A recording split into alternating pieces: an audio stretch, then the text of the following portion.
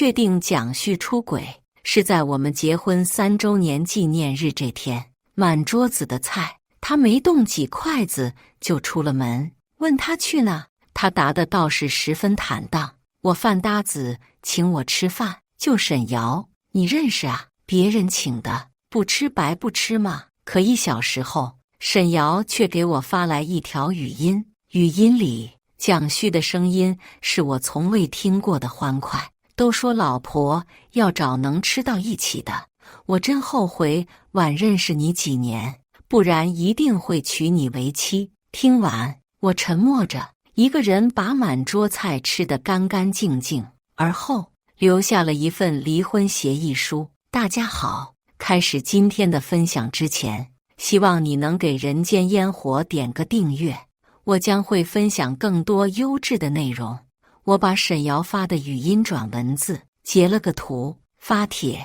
老公的女饭搭子给我发了这个，他是不是出轨了？晚上临睡前，正是吃瓜耍乐的高峰期，帖子刚发出，就收获了不少评论。包出轨的姐妹，你信他们只是纯洁的饭搭子，不如信我是秦始皇。精神出轨当然算出轨啊，不是非要床上捉奸才算的。姐妹一定要清醒啊！我轻笑出声，没回，继续向下翻。帖子被推流，上了热门，评论没多久破万。有劝我离婚的，有帮我分析的，看我一直不回复，还有不少骂我的。妈的，又是一个娇妻，不离婚就不要发出来，让网友们生气了好吗？我的手指停在这里，点击回复，马上，这就离。看什么呢？这么入迷，还不睡？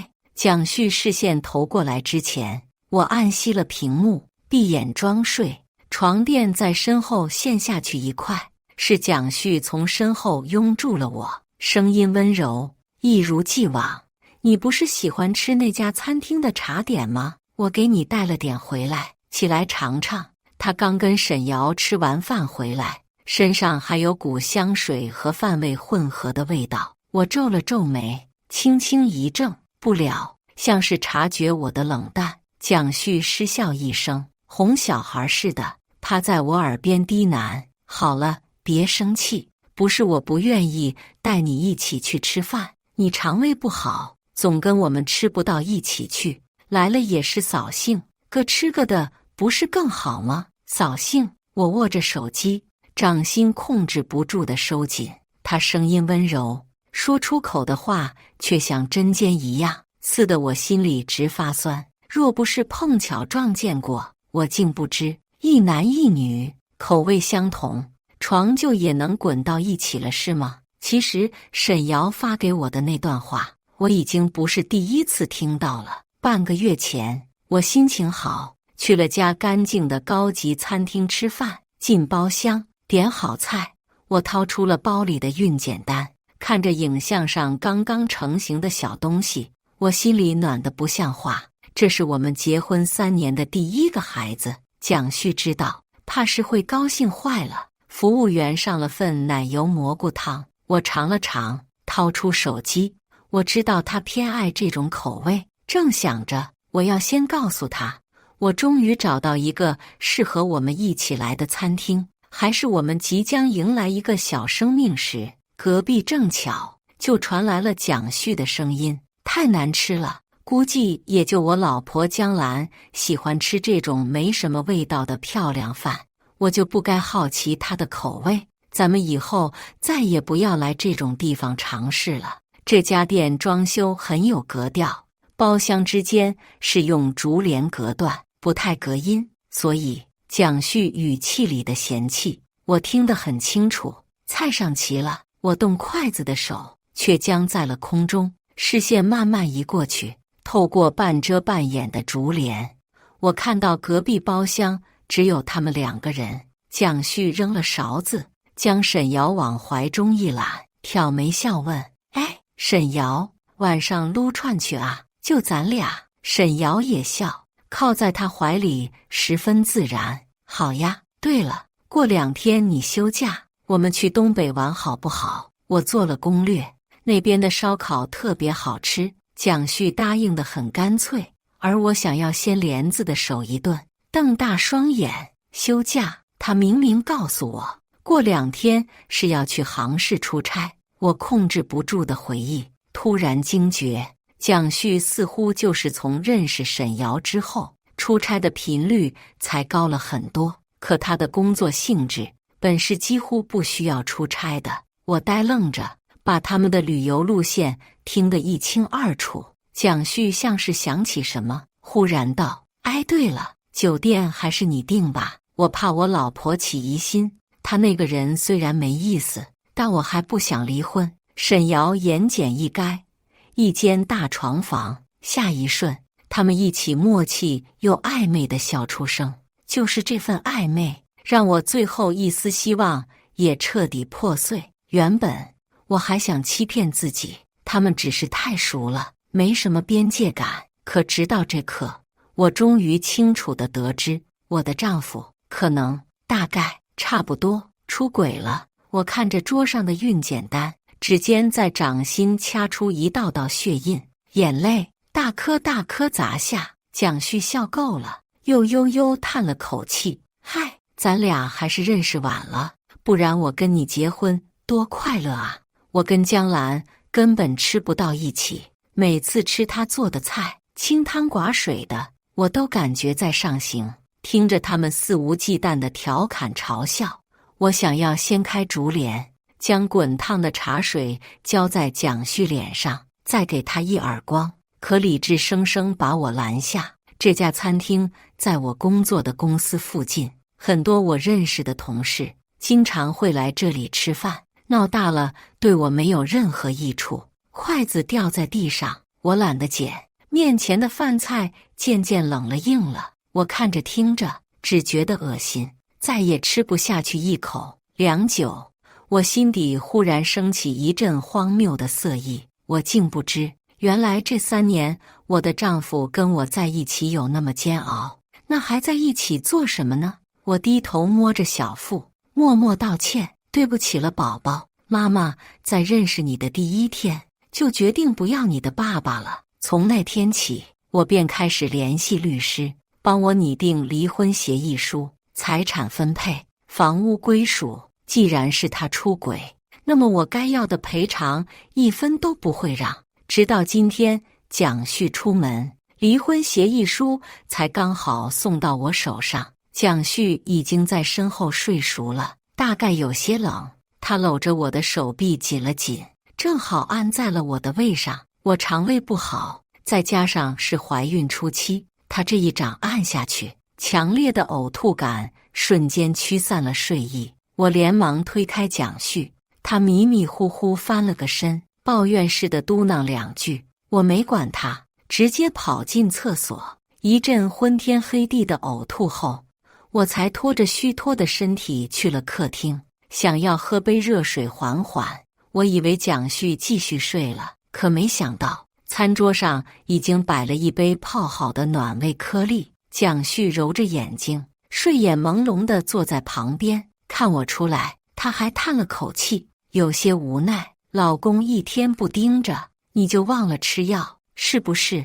我可怜的脆皮老婆，离了我，你可怎么办呀？暖胃颗粒旁边摆着1粒胃药，刚烧好的1壶开水也在他手边冒着热气。他推了推杯子，快，趁热把药喝了，再喝点热水。热水袋我也找出来了，一会儿你喝剩下的热水直接灌热水袋里，捂在肚子上也舒服些。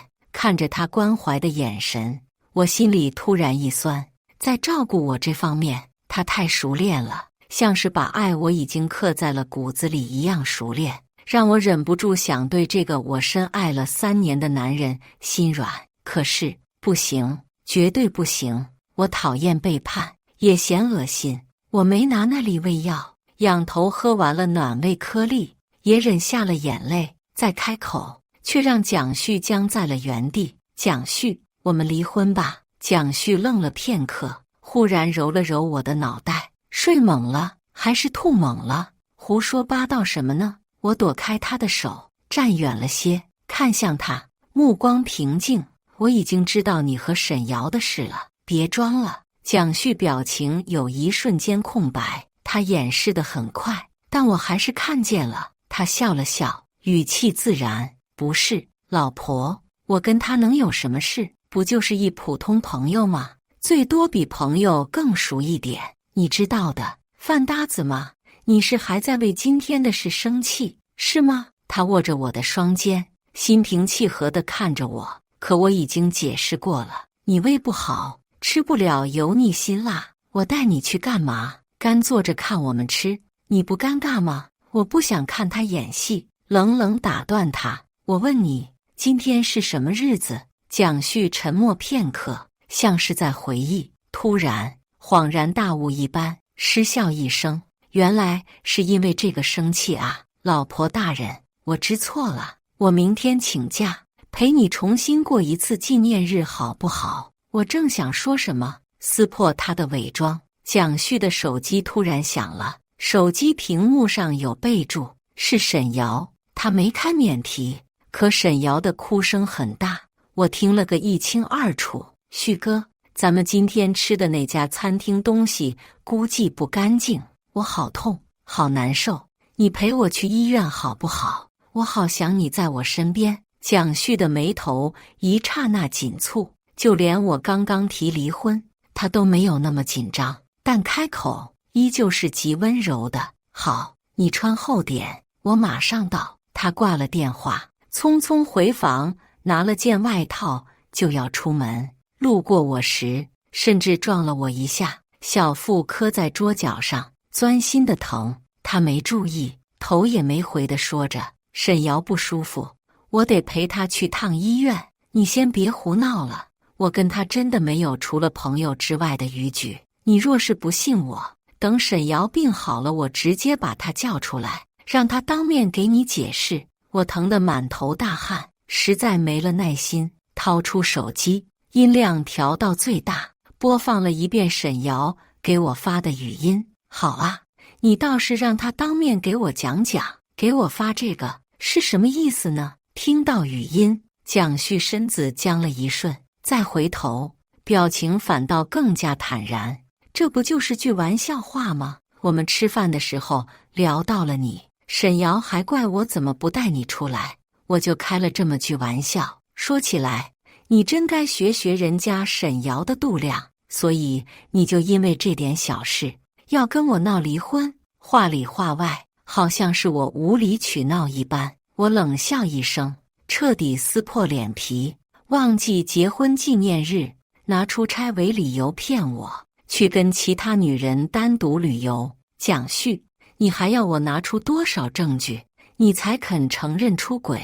他大概想象不到世上会有偶遇那么巧的事，所以他第一反应是勃然大怒。他摔了手里的钥匙，语气冰冷：你连我跟谁出差都知道，你凭什么调查我？你知不知道，夫妻之间最重要的就是信任？我没解释，只是表情更加嘲讽。事实证明，你并不值得信任。蒋旭气急，可手机铃声再一次响了起来，还是沈瑶。他没接，深吸一口气，强忍下怒火，捡起钥匙：你的错误，我今晚就先不追究了，离婚的事等我回来再说，行不行？沈瑶还生着病呢，我也懒得再跟她吵下去，掏出一份离婚协议书挡在门口：先这个签了，完事你爱去哪去哪。蒋旭怒极反笑：你连这个都备好了，是早就想跟我离婚了对吧？我不说话，拿着笔执拗地拦在门口。他的手机再次响起，他还是没接，只是喘着粗气，红着眼瞪我。手机铃声第4次响起时，蒋旭终于彻底暴躁起来，他猛地一把将我推开，大吼一声：我不签！他这一下力道极大，我没反应过来，重重摔在地上，小腹的疼痛更加剧烈，像是要把我生生撕开。我试着出声，想喊蒋旭回来，可他已经头也不回地出了门。我倒在地上，手脚提不起力气，心里也越来越恐慌。我能感觉到，我与这个孩子的连接断了。渐渐的，脑袋越来越晕。就在我意识消失的一瞬间，我听到一个撕心裂肺的声音：兰兰，你别吓我，你怎么流了这么多血？去医院的路上昏昏沉沉，脑中闪过了许多以前的往事。我的记忆里，蒋旭一直是个很爱交朋友的人，喜欢玩剧本杀，喜欢旅游，喜欢和朋友聚餐，喜欢尝试各种美食。我们第一次见面就是在共有的酒局上。不得不说，这样阳光帅气的人，在哪都是人群中的焦点。我跟朋友玩游戏，眼睛总忍不住悄悄看他，却没注意自己的酒杯里被加了料。蒋旭抬头，正好瞧见他忽然冷脸掀了桌子，当众揭穿，几个酒瓶砸下去，将那人打了个头破血流。朋友们拉不住，连忙报了警。被警察带走时，他甚至有心情对被吓哭的我笑了笑。他说：“别担心，打个混蛋而已。”我作为当事人之一，跟去了派出所，跟朋友们一起七嘴八舌地帮蒋旭撇清关系。从派出所出来时，他第一时间向我看了过来，不由分说将我拉进怀中，狠狠松了口气。我怎么样都无所谓，还好你没事。那是我第一次对一个初识的人如此心动。后来我才知道，蒋旭也对我一见钟情。我悄悄看他的同时，他也在偷偷看我。从那天开始，蒋旭对我展开了疯狂的追求。没多久，我们在一起了。1年后，他向我求了婚，但这次我没有轻易答应。蒋旭社交圈很广，又因为性格开朗，经常跟朋友没什么距离感，无论男女。而我因为性格内向，和他交往这1年来，总是融不进他的圈子，也一直因为下药那件事很没有安全感。我是很爱他，但依旧犹豫要不要跟他度过余生。直到他第9次求婚，我说出了心里话，他便当着所有朋友的面，斩钉截铁地发誓：朋友是朋友，爱人是爱人。我蒋旭绝不会跟朋友有任何超越友谊的举动。如果我犯错，任凭江澜处置。他说的那样坚定，我没忍住，选择了相信。结婚这3年，他那些朋友虽然有男有女，但也都跟他保持着距离。直到沈瑶出现，沈瑶是我们结婚后蒋旭在工作的聚会中认识的。他们在对美食的追求上一拍即合。为了让我放心，蒋旭毫不掩饰他的存在，坦然称呼他为饭搭子。沈瑶也乖乖叫我嫂子。沈瑶跟他那些朋友不太一样，看上去朴实可爱。他从农村出来的，对很多东西都没见识过，喜欢亮着眼睛夸蒋旭选的东西好吃。但他没什么钱，在职场经常被人瞧不起。蒋旭就生出了类似保护欲的心理。时间长了，蒋旭在家里也总是提起他，关心他的生活。再后来，饭搭子渐渐没了距离，就成了床搭子。或许是求婚发誓那天，沈瑶不在吧，所以出轨对象蒋旭心安理得地选了他。救护车驶过一个大坎，车子猛地一晃，我恢复了一丝意识，耳边声音很乱。蒋旭拉着我的手，好像不停跟我说着话，我听东西很模糊，只能感觉到他声音里的恐慌。手被烫了一下，似乎是他的眼泪，可我却想起了刚刚他推开我时那副气到扭曲的脸，莫名有些想笑。明明是他先违背誓言，他发的哪门子火呢？现在又来哭什么呢？孩子还在吗？在医院醒来后，我盯着天花板待了许久，这是我睁开眼说的第一句话。我知道蒋旭一直在我身边守着，可我这一句话就让他僵在了原地。他慌乱地抓了抓头发，许久才放弃挣扎，长叹一声：“兰兰，你骂我吧，打我也行。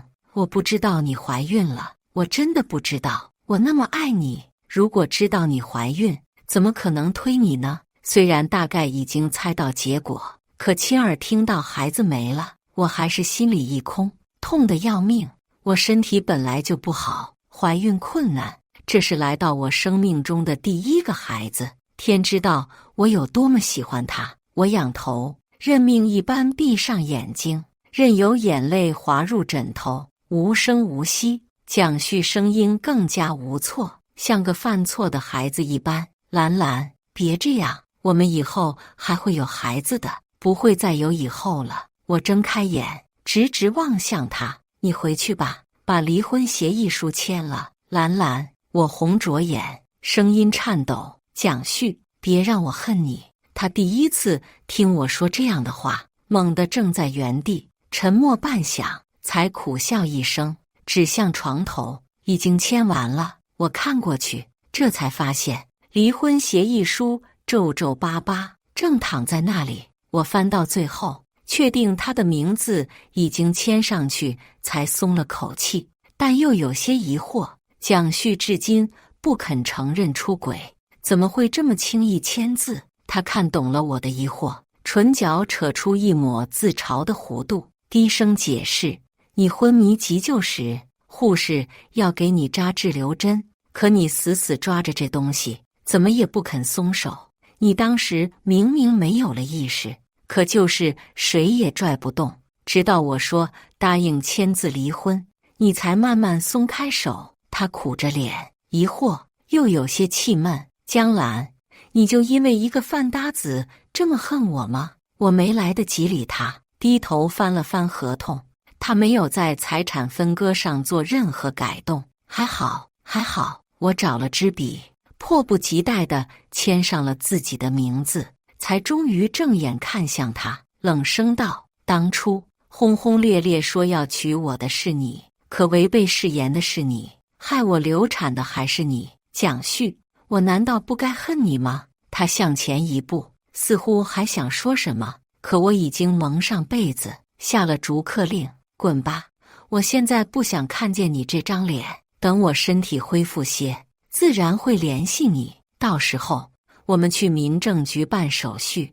接下来几天，蒋旭的确没再出现在我面前，他每天会在早晨我睡醒之前，将煲好的鸡汤放在我床头，晚上又会在我睡熟之后跑来帮我收拾垃圾，给我盖被子，默默地照顾我，但就是不露面，像是因为我说的那句话带了几分孩子赌气般的怨愤。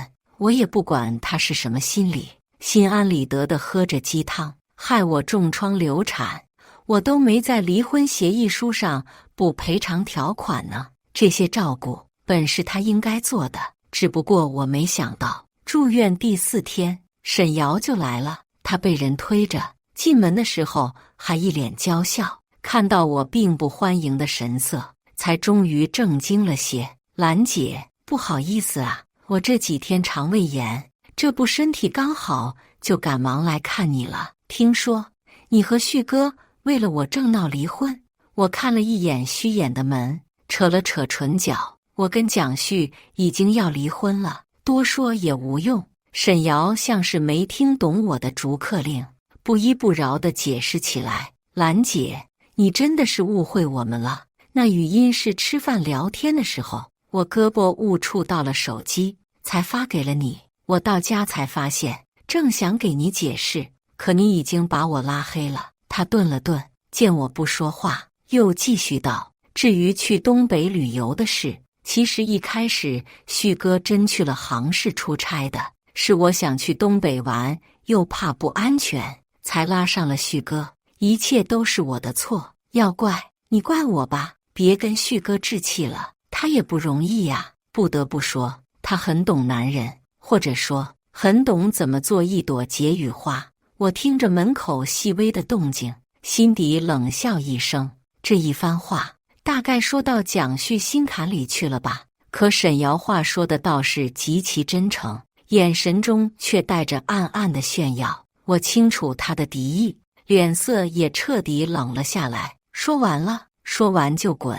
这些话，希望你结婚后小三也这么跟你说，到时候你自己听听，你信不信？你……沈瑶脸色变了变，忽然向门口看了一眼，而后靠近我，声音压得极低，终于显露出她朴实外表下满满的恶意。别离婚呀，嫂子，玩的刺激点不好吗？你不知道，旭哥每次跟我出来都兴奋的不行，瞧着那张脸，我一阵恶心，忍无可忍，抬手给了他一个响亮的耳光，高声怒吼：“滚出去！”蒋旭听到动静，终于不在门口继续当缩头乌龟，猛地冲了进来。沈瑶顶着脸上的红印，楚楚可怜地看他一眼，才扑进他怀里，呜呜地哭。蒋旭拧紧了眉心，脸色冷得吓人。你总说不相信我们，可沈瑶听说咱俩闹离婚，比我都心急，人家好心跑来向你解释，你打他做什么？你什么时候变得这么不讲理？蒋旭正在气头上，没有控制音量，盛怒之下，声音大到连病房门都在震。护士听到吵闹声，一脸不耐地推开房门。这位家属，医院不可以大声喧哗，不知道吗？他看着还搂在一起的两人，眼神有些鄙夷。病人身体还没恢复，你作为丈夫，不知道要照顾病人情绪吗？蒋旭脸色暗了暗，这才终于反应过来，松开了沈瑶。他压低眉心，平复着情绪，没有出声。见他安静下来，护士才翻了个白眼，转身走了，边走还边嘀咕：真没见过这样的，老婆流产，丈夫竟然带着小三来刺激人，有没有点素质？他声音不算太小，几乎就是刻意说给他们听的。关了病房门，沈瑶哭得更凶。蒋旭将她护在怀里，脸色沉得吓人。江兰，你到底怎么了？没有证据，你怎么能在陌生人面前到处污蔑一个女孩子？我定定地看着他，满目失望。他明明知道的，我从不在背后嚼人舌根，更不可能在医院里编排他们的事。大概是护士看到我们登记的夫妻关系，又看到他们搂在一起，自己猜到的。但我知道，哪怕我解释了，面前这对正浓情蜜意的狗男女也不会听。所以我拿出了手机，打开录音软件的记录，冷笑一声，手指停在播放键上。蒋旭，我本来想给你留一份体面，是你自己不要的。你不是问我怎么知道你没出差，而是去了东北旅游吗？因为半个月前，我正巧就在你们隔壁吃饭。我欣赏着蒋旭终于有些难堪的脸色，愉悦了许多，挑着眉，晃了晃手机。你说的证据就在这里，你们订了哪个酒店，什么房型，甚至打算买什么牌子和味道的套子，我都录得一清二楚。你想听听吗？这个录音我原本是想，如果蒋旭不同意离婚或对财产分配有异议的话，走起诉离婚流程时可以当作出轨证据。如今看来，效果也不错。这些天始终固定在蒋旭脸上的自信，终于彻底瓦解。不，别放！他推开沈瑶，想要来夺我手机，可我已经收了起来。他捂着脸，有些语无伦次。对不起，我不知道你那天也在。我心底忍不住一阵冷笑。对不起，不知道，犯了错误。他好像只会说这两句话，就好像他错的不是出轨，而是不小心让我知道了一样。他沉默着，在我愈发冰冷的目光下，像是难堪到站不住。他晃了晃，拽着沈瑶就往外走。走出房门之前，我才淡淡提醒了句：既然你不想听录音，那就明天上午9点带着证件去民政局。明天9点你不来，这个语音就别怪我发给你所有亲朋好友。我一天都不想再等了。我以为蒋旭又会想办法拖延，或是干脆耍赖不来，可没想到他9点准时到了，看来还是要脸的。我冷哼一声，进了民政局大门。我们彼此沉默着，从进门到取号，一句话没说。我其实能感觉到，他总是转头悄悄看我一眼，又会在我把视线移过来之前收回目光，像是后知后觉地感到了心虚。我没理他，闭眼假寐。我们来得早，几乎没等多久，就要轮到我们办手续了。蒋旭终于忍不住拽住我迫不及待起身的衣角，他红着眼，还有些不甘。江兰，我就这一次，你就不能原谅我一次吗？我们就连一点点重新开始的可能都没有了吗？我摇了摇头，干脆利落、清清楚楚地告诉他，是从你和沈瑶超越友谊的第一天开始，我们再也就不可能了。你还记得你发的誓吗？你亲口说的，任我处置。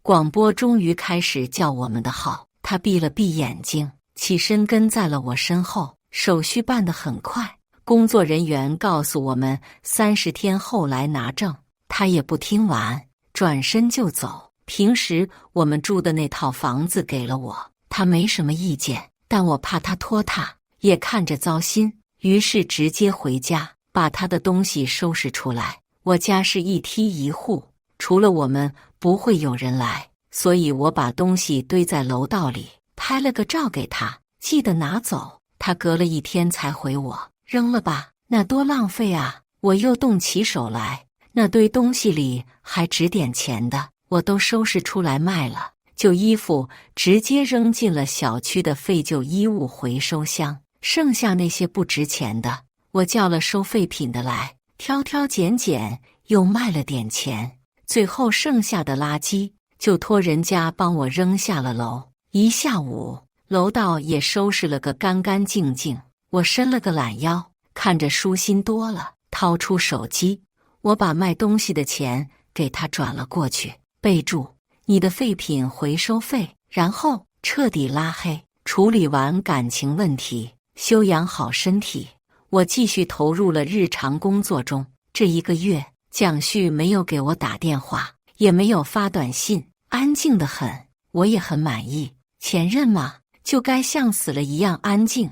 忙碌的工作中，我几乎快要把蒋旭这个人忘记了，直到日历上提醒我第2天该去领证的闹钟响起，我才发现蒋旭已经在我的生活中消失1个月了。这1个月轻松又充实。晚上，一个陌生电话突然打了进来，我随手接起，喂了一声，可对面却迟迟不说话，只有沉重的呼吸声。我大概猜到是谁，声音也冷了下来，没事，挂了。别。蒋旭终于出声，语气带着几分醉意。江兰，是我想跟你说点真心话，对不起。对面突然爆发一阵起哄声，一个男生明显也喝了不少酒，大着舌头说道：这就对了吗？前妻而已，有什么不好面对的？我愣了愣，终于反应过来，蒋旭他们大概在玩那个最常见的酒桌游戏——真心话大冒险。我有听知道我们离婚的共友提起过，蒋旭这个月过得挺颓废，天天下班喝1通宵酒，第2天再顶着2大黑眼圈去上班，在公司不知道挨了多少顿骂，差点还因为犯了大错被辞退。估计是他的朋友们不忍心看他继续这么颓废下去，为了帮他走出来，故意拉他玩这个游戏，还专门为他量身定制了这样一条惩罚。我有时候也挺羡慕他的交友能力，能有这么一群真心待他的朋友。大舌头的男生无比激动，高声喊着：来，大家举杯，庆贺我们旭哥即将重获新生。惩罚也配合他们完成了。我正想挂电话，蒋旭像是猜到我要做什么一般，突然开口：别挂，求你别挂，我还有好多话想跟你说。我动作一顿，听到他咕嘟咕嘟灌了一整杯，才继续道：对不起，江兰，我已经跟沈瑶绝交了，我已经都查清楚了，沈瑶确实是故意给你发的消息，他想跳槽进我们公司，才托朋友混到了我的酒局上，刻意接近我。他也从没想过真正跟我在一起，就是个纯粹喜欢恶搞的玩咖。我已经在业内把他的简历拉黑，至少在海城，他不会轻易找到对口的工作了。蒋旭深吸一口气，声音有些哽咽。